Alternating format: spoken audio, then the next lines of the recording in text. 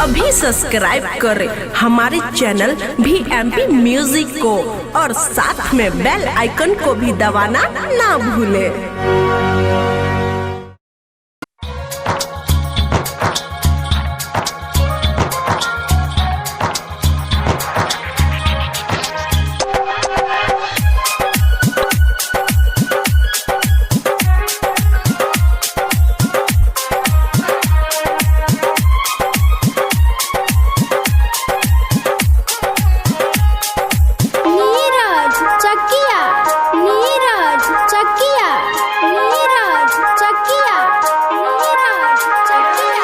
कहावा में जनमे श्री राम कहावा में कन्हैया जी जनमे कहावा में जनमे श्री राम कहावा में कन्हैया जी जनमे ए ललना कहावा में जनमे हनुमान तीनों घरवा सोहरा होला रे ए ललना कहावा में जनमे हनुमान तीनों घरवा सोहरा होला रे।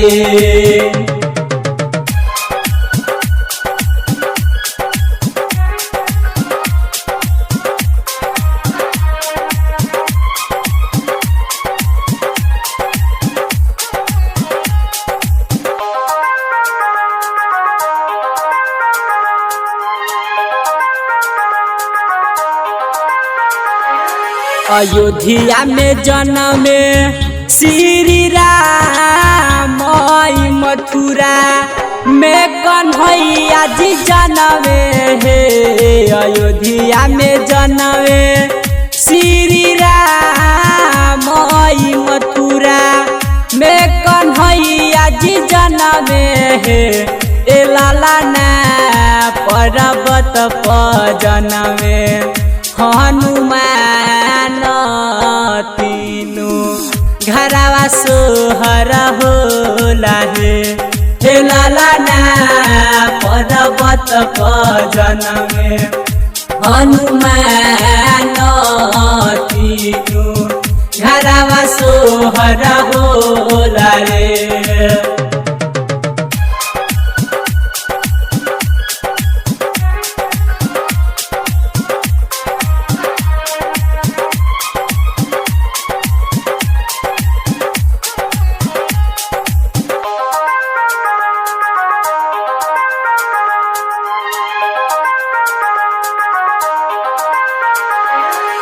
किना कायंगनवा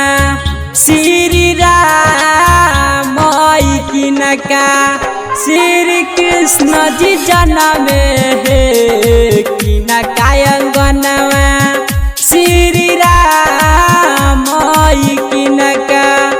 श्री कृष्ण जी जनमे ए ललना कौने अंगनवा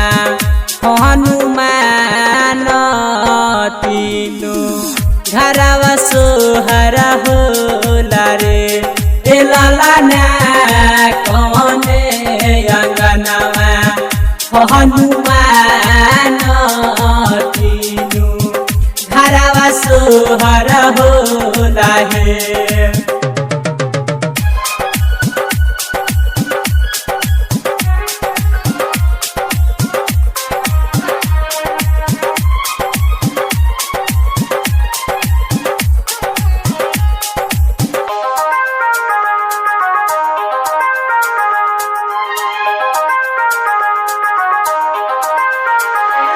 कौशल्या के जनमे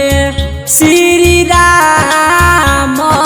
देवकी घर कन्हैया जी जनमे कौशल्या के जनमे श्री राम देवकी घर कन्हैया जी जनमे ए ललना अंजनी अंगनवा हनुमान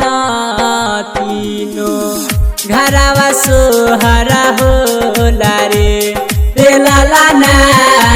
अंजनी अंगनवा हनुमान तीनो घरवा सोहरा होला रे।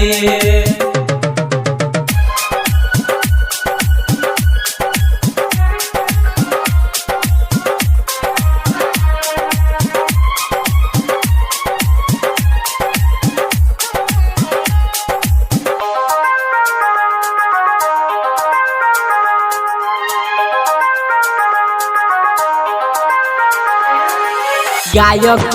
मंजी सोहर गाबे गाबी के सुनाबेला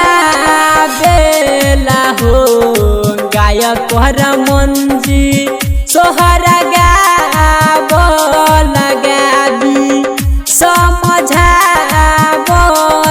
रे ए लाला ना जुगे जुगे बरे ए बात प्रेम फल पावला रे रे लाला ना कहबा जन्मे हनुमान तीनो घरवा सोहरा होला रे।